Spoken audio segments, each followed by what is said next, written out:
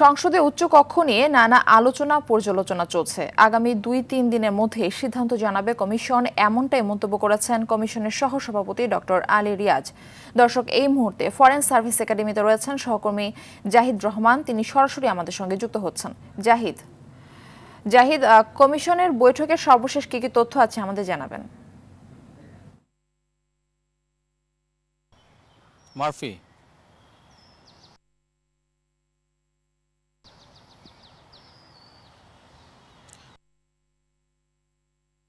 Murphy 15তম দিনের আজকে বৈঠক চলছে। দ্বিতীয় পর্যায়ে যে বৈঠকটি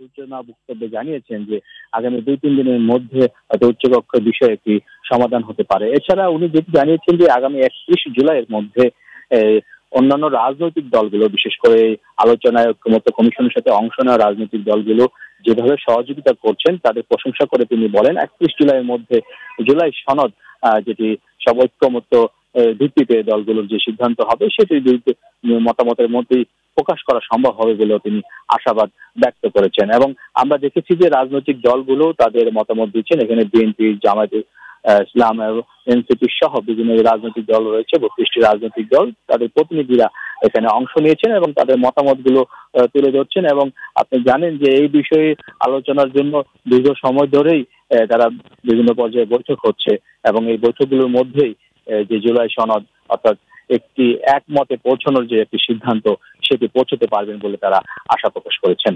মার্ফি। জাহিদ, অসংখ্য ধন্যবাদ আপনাকে আমাদের সঙ্গে যুক্ত হওয়ার জন্য।